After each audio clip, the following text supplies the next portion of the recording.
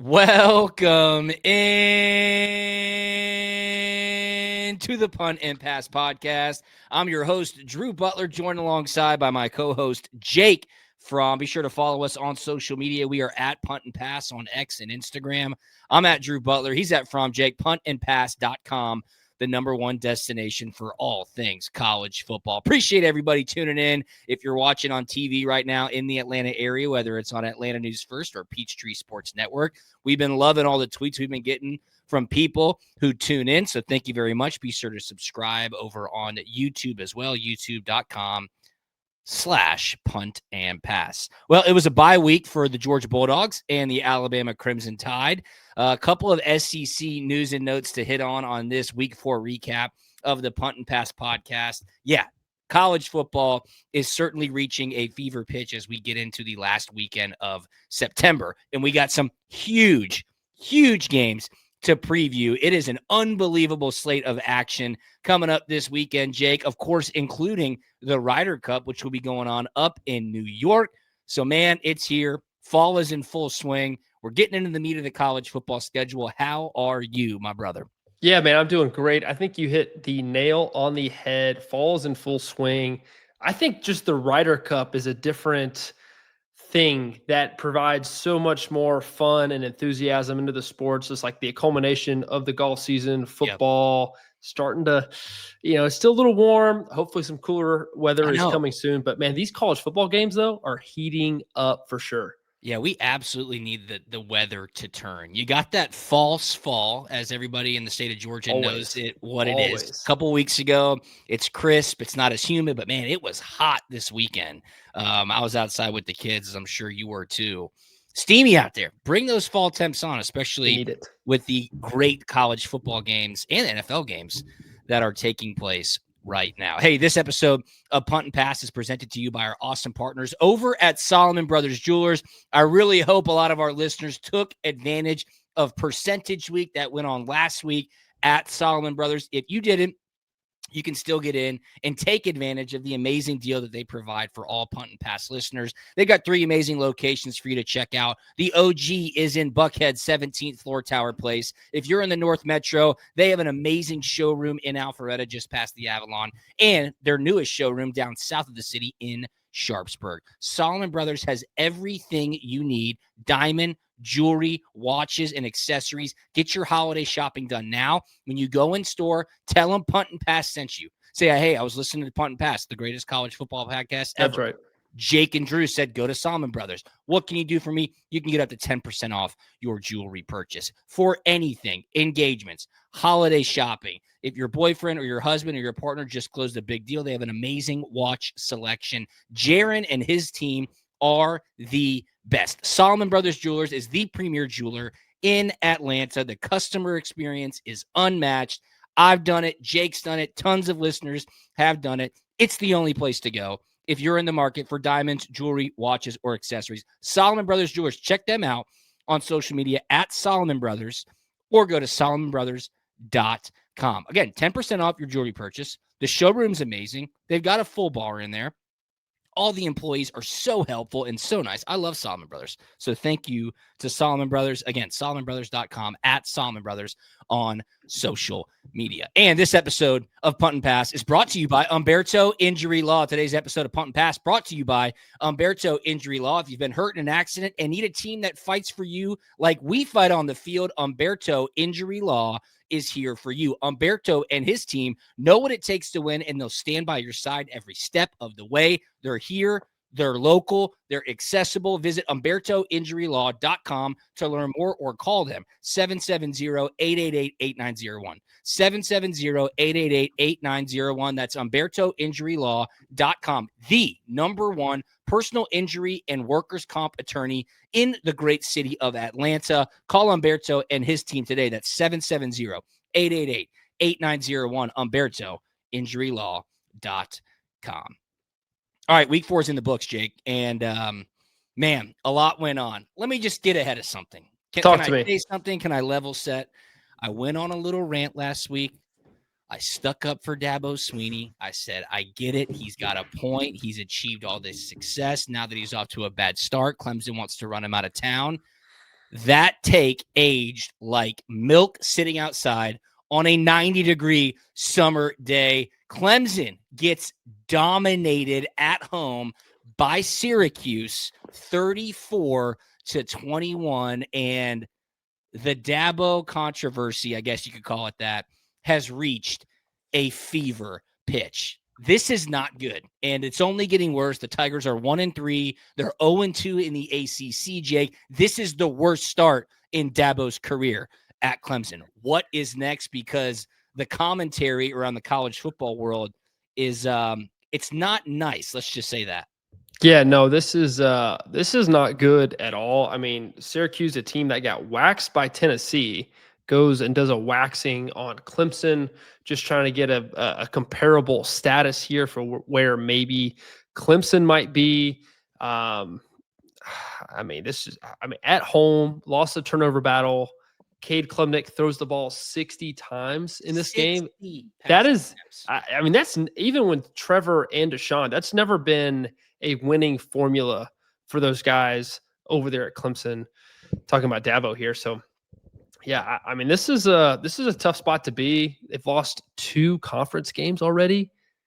I mean, Jake, making the college football playoff now is going to be very tough to do, even with a large amount of teams getting into this thing. It's an uphill climb, to say the least. Jake, they were 17.5-point favorites. Okay. 17.5? 17.5-point favorites. I say that to preface my opinion by saying the power ratings out west in Vegas, those guys know what they're doing. They have a little bit of an idea of what they're doing, like South Carolina losing by 9 points and being a 9.5-point underdog. They know what they're doing. You would think 9, that's a pretty obscure number. How'd you come up with that? It's all algorithms, right? They've got the data. They've got the models. That's how they dial these numbers in. When you're talking about 17.5-point favorite at home, loses by 14 to an inferior opponent. Clemson's got better talent than Syracuse does. I'm sorry. If you're a Syracuse alumni, that's just a fact. It's the reality of the situation. Dabo, for the theatrics that he put on last week in his press conference, sticking up for himself, saying, hey, if you want to fire me, send me on my way. I'm going to go coach and win somewhere else. All we've done at Clemson is win. For them to lay an egg like that in that game, Jake, that's not good. That's not a good sign for the locker room. That's not a good sign for the boosters, for the administration, and it's not a good sign for Dabo Swinney. No, I mean, where does Dabo go from here and try to right this thing that he's got going on? North Carolina, Boston College, SMU, Duke. They do play Florida State. Yeah, that's going to be a big game at home for them. And Florida State looks pretty good. They look pretty good right now. And then South Carolina on the road to finish out the season. So, I mean, they're winnable games.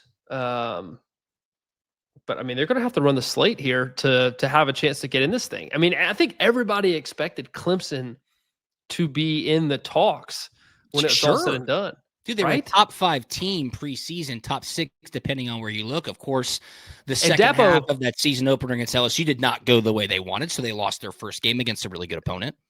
Yeah, and Dabo's always in the ACC championship game. Always. They always have a fighting chance. They always find a way to do it. So it doesn't look like it this year, Coach. No. And how about what Nick Saban said on College Game Day? Before the Clemson-Syracuse game, of course, they were all talking about the press conference that went viral, and they're going down the desk, getting everybody's thoughts and opinions on Dabo Swinney. And who better to give a perspective than the greatest college football coach of all time, Nick Saban, somebody that I would assume is relatively close to Dabo Swinney. And this is what Nick Saban said, quote, Dabo needs to look at what he needs to do in his program to make his program continually successful. Do you have to change the portal? Do you have to change name, image, and likeness? The game has changed. You need to change with it. Otherwise, you're not going to put yourself in the same position other people are and having the chance to be successful. Jake, I read between the lines, and that's Nick Saban saying Dabo needs to adapt. Now, I would say he has adapted. It might have just been too slow. Everybody around Dabo adapted much quicker. This is a new era of college football. Clemson has fallen behind big time.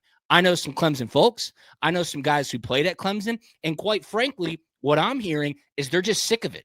They're sick of the excuses. They're sick of Dabo doubling down and saying, what else do you want? Here is what I heard somebody say to me, and I think it makes the most sense because it was in response to the video that we posted from our podcast last week. I said, I agree with Dabo. And they said, okay, Dabo should not have been the one to say it. Nick Saban can say that for Dabo.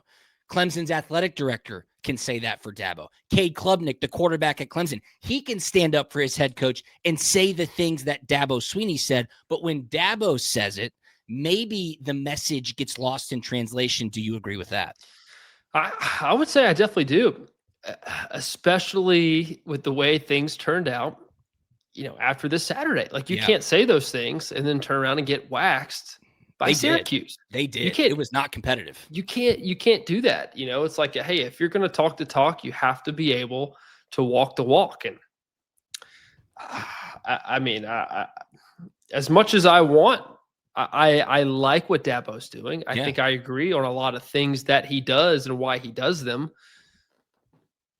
But the wins have to add up to be able to do those things. And we can talk about, doing stuff and the way you operate your program a certain way and why you do those things and why you're able to maybe get away with certain things.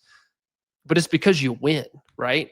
Like, Kirby doesn't throw around NIL dollars like crazy, like some other schools do. No, but he can get away with that because he's winning football games. And when you have buy-in and your program's winning and there is a really good recipe, then all those things are all nice and good and everybody's happy.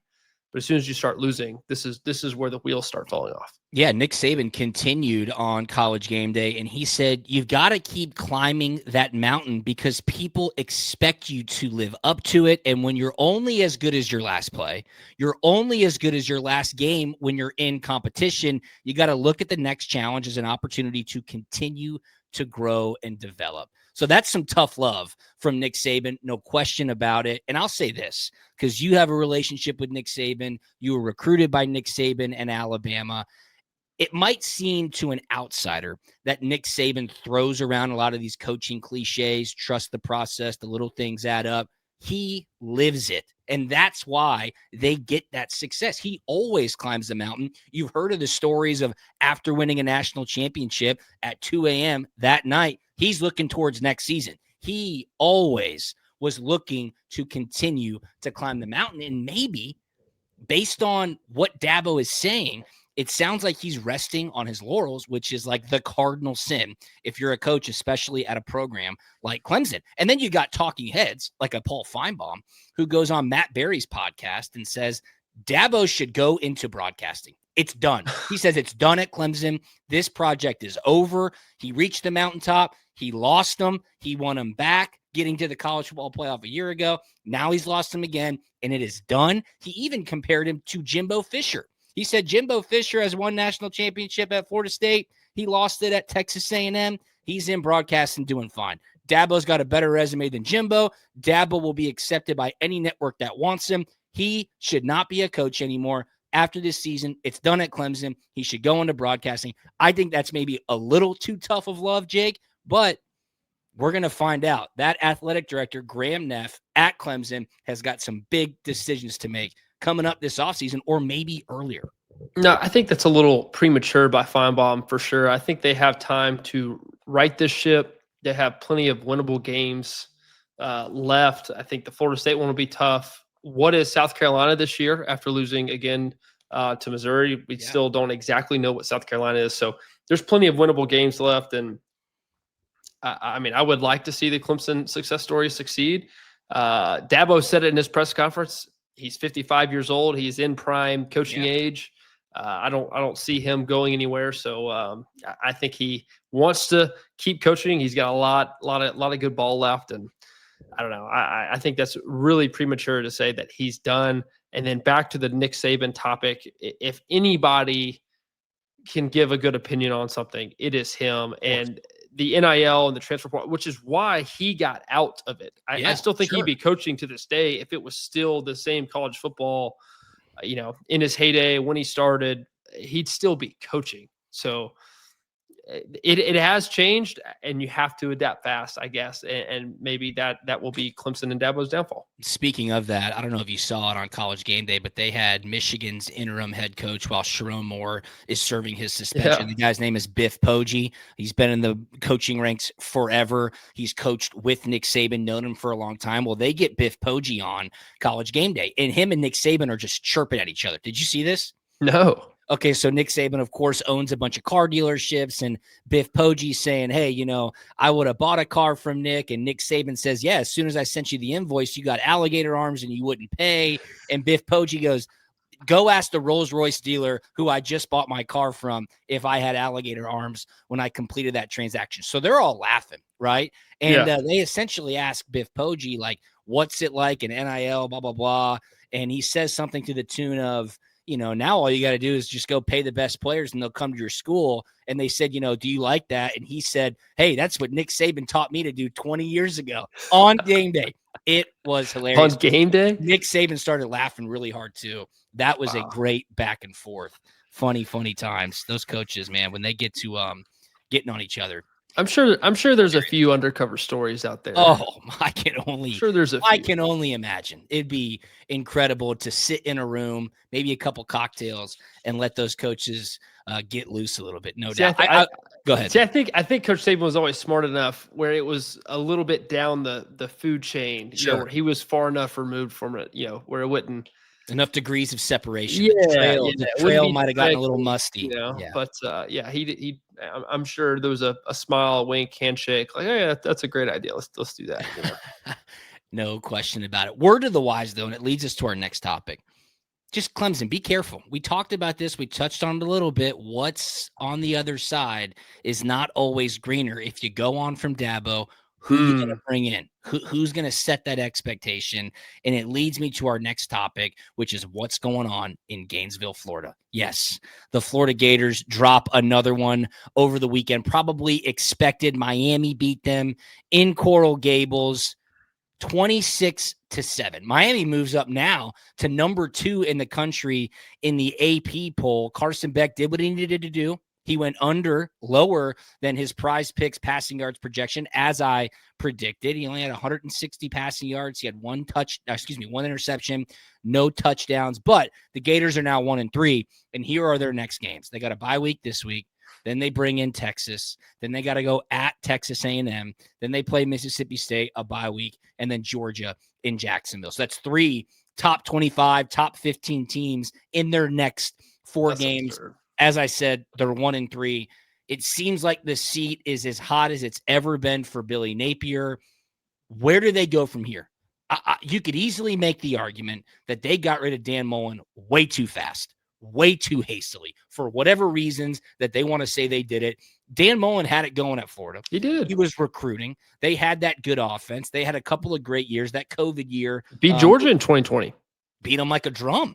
Beat them like a drum, and then they lost that LSU game. They should have been playing that SEC championship to go to the college football playoff, and they gave Alabama a fight in that national championship as well, an historic Alabama team. But what is Florida going to do? What is Florida going to do? Are they going to cut bait again, pay Billy Napier this massive buyout, and go back to the well? I think one name, Jake, that will be at the top of many people's lists is Fran Brown, who just took down Dabo and Clemson, and he has turned around Syracuse's program in quick fashion. What are the Gators going to do when a school like Florida opens up? If it does, you're going to get all the biggest names possible. You're going to get the Lane Kiffin chatter. You're going to get the John Gruden chatter. You're going to get the top coach at a power group of 4 school, a Fran Brown, a Trey Lamb from Tulsa who just took down Oklahoma State. What is Florida going to do? Is Billy Napier done? Yeah, I still think Schumann is there too in the talks. I mean, he's had plenty of job opportunities over the years, and that's looking a premier job. A guy like Hutchin, like, I'm going to listen to Florida. Yeah, that's a pretty good one. Decent place to live as well. I mean, there's definitely worse places out there. This game, watching it, we were at my neighbor's birthday party, and this game was on. 26-7. This game was a lot closer than 26-7 now. But Florida, I believe this is correct. Florida, I think, had 1 first down at some point in the second half. Ended the game with 7 first downs. They were 0 for 13 on third down. Because they were 0 for 13 on third down, they had to try going for it on fourth down 6 times. But they still didn't turn the ball over. I mean, the fact that this game was close, it just bewilders me with how bad they played. I don't think Miami won it. I just think Florida lost it. I think this game could have gone Florida's way had they just been able to operate some kind of offense. But I don't know, man. It's just a bad place to be if you're Florida, because the oncoming schedule it does not get easy. No. It does not get any easier. This is going to be a very tough battle, and they're going to have multiple upsets to call this a success of any kind. Multiple upon multiple upsets. To your point, when you've got a quarterback like DJ Lagway, who some pundits had as the number 1 returning quarterback in the country heading into this season. Lagway, of course, threw 5 interceptions last week against LSU. Against Miami, he went 12 of 23 for 61 yards. No touchdowns, no picks. That is anemic. How does that happen? Florida has skill position. The lack of practice. Okay. He does not practice. You're right. He's always hurt. I mean, you have to put it on something. As a guy who loved practice and really honed in on preparation and getting a ton of reps, I mean, to me, that is the biggest thing that I'm seeing, is because there isn't a ton of practice out there because he hasn't practiced. Yeah. So there's not a ton of confidence in his play. He doesn't know if he can do it. Doesn't know if he can trust these guys. I mean, that's just what I see out there. And then the LSU game, he just kind of said, F it, let me just start throwing the ball around. And this game, he said, well, I just threw 5 picks last game. I don't want to do that again. And so, this is why you see 12 of 23 for 61 yards, because he doesn't feel confident throwing the ball down the field. So you have to chalk it up to something. And I would just say the lack of practice from your starting quarterback seems to have caught up with Florida. It certainly has. And Jaden Baugh, their running back, he's as solid as they come. 12 carries, 46 yards, 1 touchdown. That's an average of 3.8 yards per carry. Something is amiss. It absolutely could be the lack of practice from your quarterback. But Billy Napier is supposed to be this offensive genius. Sunbelt Billy coming in from Louisiana, where they had a bunch of success in the Sunbelt Conference. Yep. He's off that Nick Saban coaching tree. He's been a great recruiter. You've got a relationship with him. It just seems like when things spiral out of control to this level, it's tough to get the train back on the tracks. And that's why I kept going back to the Florida well. Like, they've got to find it. They've got to be competitive. They've got too much talent. Billy Napier's done this before. DJ Lagway's too experienced. I mean, he started all his games last year. But, man, it's not good. It's not good in Gainesville. I don't know which direction they'll go. And now you would have to think, depending on how the rest of the schedule plays out. We just said it. Bye week this week. Home against Texas. At Texas A&M. Home against Mississippi State, bye week, and then Georgia and Jacksonville. If they go 1-3 in those games, which they easily could, do you cut bait early? Do you get ahead of the coaching cycle? Do you let your search committee go start talking to people with 4 or 5 weeks left in the season so you can get your pick of the litter and not have other teams jump in front of you to make those decisions quicker? Jake, I don't know, but if you're a Florida fan, it cannot be fun because this season is going to be a long one. Yeah, they're 1-3 right now. I mean, the only two winnable games I see for them is Mississippi State and Kentucky. Oh my goodness gracious! They play Ole Miss on the road. They do have Tennessee at home, who they always play tough. That's always a really good rivalry game. And then Florida State.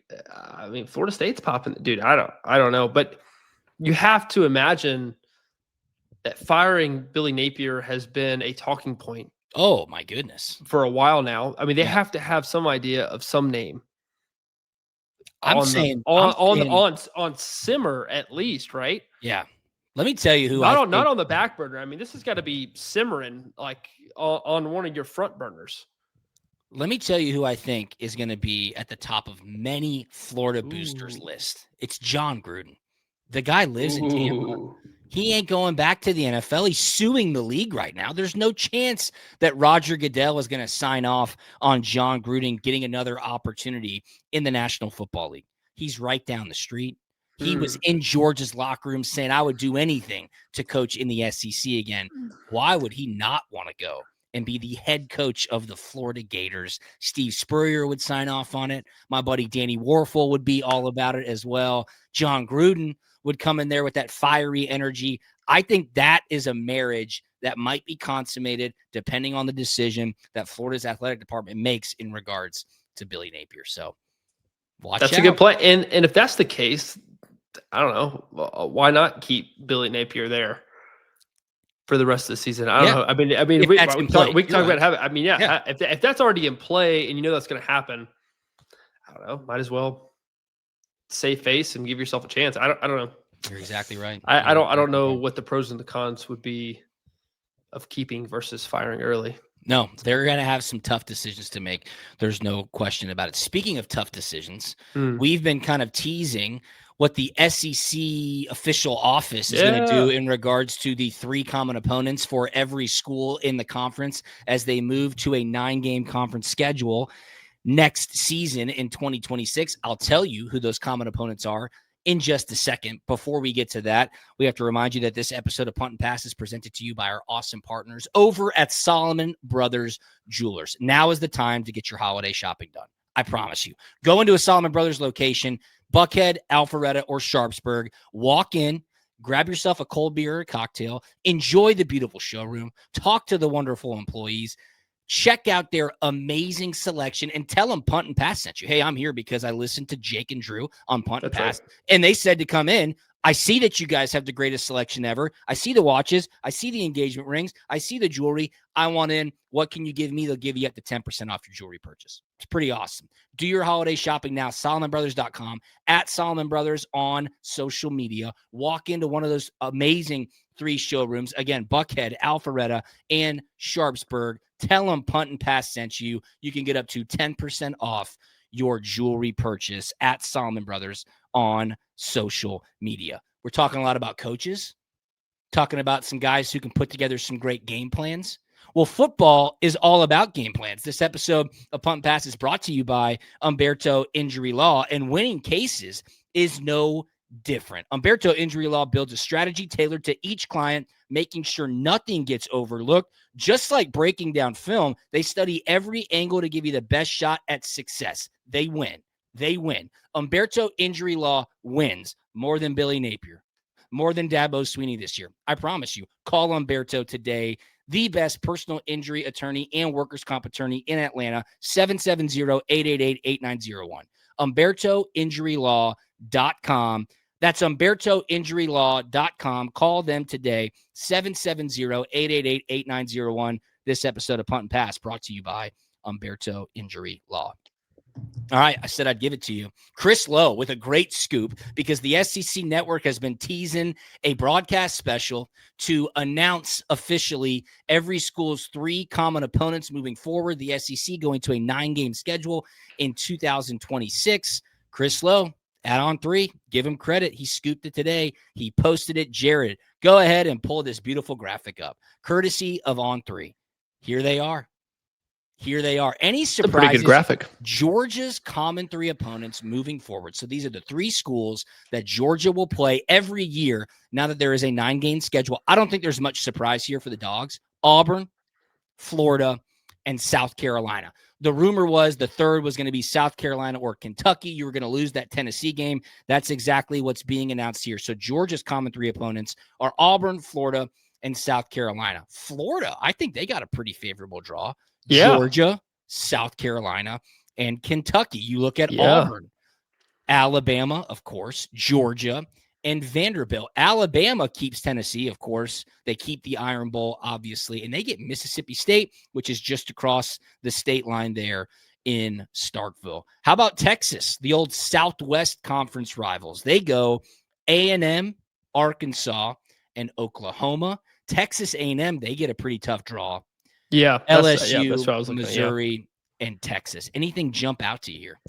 No, for whatever reason, I guess I just think of like Tennessee having all these different, rivals, right? You better be happy if you're a Tennessee fan. Tennessee gets Alabama, Kentucky, and Vanderbilt. Wow. Right? Like I felt like Tennessee, Kentucky, was a good rivalry there. But obviously that's one they have. But Tennessee, Florida, right? That's a good one. You just always feel like you're watching, obviously Georgia, Tennessee. So yeah, they kind of missed out on that one as well. Texas A&M's schedule looks pretty dang tough there. So some rivalries that we're losing. You just said it. Tennessee, Florida. That's a tough pill to swallow. That's a really good SEC fans. LSU, Florida. Always a great SEC West, SEC East annual matchup. That's gone. Alabama, LSU is no more. No way. I didn't even see that. That's crazy to think about as well. So look, SEC's getting bigger. The bottom line addition with that 9th conference game is going to be significant. But Chris Lowe, give him all the credit. Again, that graphic courtesy of On 3. He scooped it. Somebody in the SEC office in Birmingham not happy that got leaked, as they've got big plans for a broadcast, I believe, Wednesday night of this week to announce all of the common opponents. So, you get a little bit of consistency. I'll be really interested to see when the schedule comes out. Keep in mind, Georgia has not played at Texas A&M. Texas A&M has been in the SEC since 2014. I would have to imagine the Dogs go to Kyle Field in 2026. Hey, what do you think your biggest miss out is? Georgia, Tennessee, Bama, LSU, or LSU, Florida?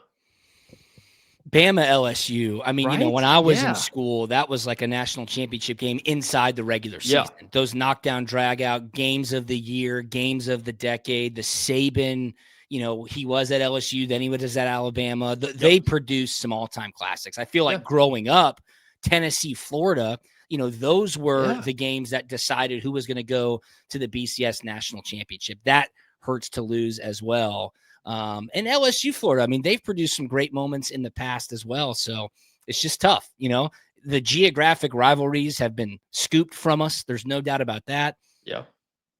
The game's getting bigger. Either get on board or jump off. I see good. But obviously, there's some bad, some pros and some cons. There's trade-offs, econ 101 there. So yeah, I mean, all in all, I think they did a solid job. I mean, I'd give it a B+ job. I mean, obviously feelings are going to get hurt. The matchups that we mentioned couldn't happen or whatnot. But I mean, all in all, I think they did a solid job. I think so too.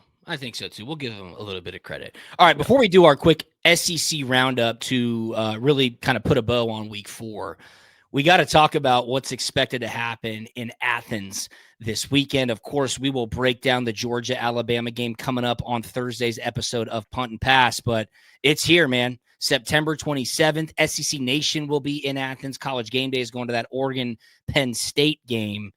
Fowler and Herbstreit will be on the call. I'm assuming it hasn't been announced yet, but this is a 7:30 p.m. kick on ABC. And Alabama getting a little boost. Running back Jam Miller will be back in the fold, and defensive lineman Tim Keenan will be available for the Crimson Tide as well. So, Jake, this is a big one, man. The last time Alabama's been in Athens was 2015. It was that rainy Saturday where the Dogs got whooped. Yep. That was kind of the start of the downfall of the Coach Richt era in Athens. It's been a long time coming. After what happened in Tuscaloosa last year with Georgia getting whooped around for the first half and then making that great comeback and losing on an unbelievable play to Ryan Williams late in that game, it's a rematch. I think it comes with a lot of angst for Georgia fans. They want to be able to take care of business. What's the vibe like around the facility in Athens leading up to this game this week? Yeah, the intensity meter is turned up at an all-time high. They've had to marinate on this game for 2 weeks now. I know they got ahead during the bye week and had a little game planning day. So, man, they're getting ahead. They're doing the right things. Guys got to get away for a little bit. As far as I know, nobody got in trouble, so that's good. As far as we know. Yeah, as far as we know. So that's a good sign. But man, I think they get to start this week off fresh, and I think that's going to be a very good factor moving forward. But this week's going to be it's going to be, fired up for everybody. And I think the fans are going to be fired up about this week. They've been waiting on this redemption story. Oh, yeah. Alabama, we played Bama a ton in the Mercedes-Benz Dome in Atlanta, but man, having them at home since 2015, man, this is kind of a big deal, and a night game. I mean, this is going to be awesome. Yeah, forecast looks pretty good. Right now, Georgia is a 3-point home favorite, so that tells you that Vegas thinks these teams are evenly matched. They feel like it's an even matchup. Home team always gets 3 points on their side. Georgia has not lost a home game since 2019. I always feel bad bringing that up to you, Jake Fromm, but it's a 35-game home win streak for the Dogs. Could you imagine if we didn't lose that one? Because 2017 didn't lose one, and 2018 didn't lose one. Yeah, that would be incredible. Double overtime loss to South Carolina. I remember it well. I wasn't there. I watched it on TV, but it's crazy to think that's the last time Georgia's lost at home. And if you don't think that talking point is going to be drilled into the heads of both Alabama and Georgia leading up to this game, I can promise you that it will. So a lot on the line. Alabama's already lost a game. I feel like Georgia, having won that Tennessee game and then having the bye week, they're in the best position possible. Gunnar Stockton's got a lot of confidence now. The offense has a lot of confidence after hanging 44 on Tennessee. So we'll see. It's going to be a crazy atmosphere. Jake and I will be breaking everything down on Thursday's episode of Punt and Pass, but then also pre and post game on Atlanta News First. We're live at Creature Comforts Brewing. Come check us out. We are going to have a blast. Athens will be on fire. It will be an amazing, amazing experience. No question about it. More to come on Thursday's episode. Yeah, I think being at the first two home games, you could tell people were already in preparation. Oh, yeah. For this game. This game was already circled. We'll talk about it, of course, a lot later on the next podcast. But yeah, I have high expectations for Athens on Saturday and the type of atmosphere we're about to put on. No question. Should be electric for sure. All right, let's do a little quick SEC roundup. The game of the weekend was a top 25 matchup between Auburn and Oklahoma. Oklahoma beats Auburn in Norman 24-17, and it came with some controversy, okay? Oklahoma scored a touchdown pass. John Napier threw it, and Hugh Freeze was going crazy on the sidelines. What just happened? Even on the broadcast, Greg McElroy and our nobody wanted to Sean comment. McDonough, they said, hold on a second. This did not seem kosher. Maybe a deceptive substitution. Matt Austin, the rules analyst, gets on TV and he goes, listen, this should have been a 15-yard unsportsmanlike conduct penalty on Oklahoma. That's a loss of down and 15 yards, no touchdown. However, the touchdown stands. We have a clip of the play. Jared, go ahead and roll it. So you can see here, I think they can still hear us. You can see here the receiver is going towards the sideline. Jake, it looks like he's subbing out of the game. He goes out of frame.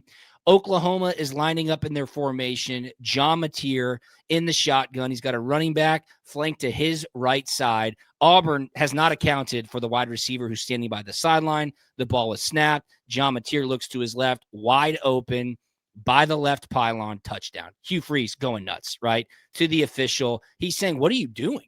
Yeah. What are you doing? That's a deceptive substitution. That's a rule in college football now. You're not allowed to do that. It is an unsportsmanlike conduct. It should not have been a touchdown. It should have been a 15-yard penalty. I believe it would have been a loss of down. And, of course, Auburn loses by 7 points. So a bunch of people were talking about it, so much so that the SEC had to put out a statement. Jared, throw the statement up from the league office. I'm not going to read all of this, but I will say NCAA football labeled unfair tactics, no simulated replacements or subs, maybe used to confuse opponents, yada, yada. The officiating crew did not properly interpret the action as a hideout tactic. If properly officiated, the second down play should have resulted in a team unsportsmanlike conduct penalty of 15 yards assessed from the previous spot. And then it says appropriate accountability will be applied without additional comment. Come on. I need the additional comment. I need to know what the appropriate accountability is, because this affected the outcome of the ball game. Auburn lost by 7. This was a 7-point play. This should not have happened. It's illegal in college football. Make it make sense. Additional accountability will be applied without comment. I need the comment. Everybody needs the comment. Jake, what are we doing here, man? Yeah. We need to. It's just like, hey, we need to open up the books and we need to see the ledger here. I mean, I want all the details. I really do, because the amount of times that I've heard on the sideline in my playing career of, yeah, that's my bad, it won't matter, or hey, that's my, how many times you heard where that call, yes, that was the wrong call, but it didn't really affect the outcome of the game. Cannot say the same about this one. That was a 7-point play, lost by 7 points.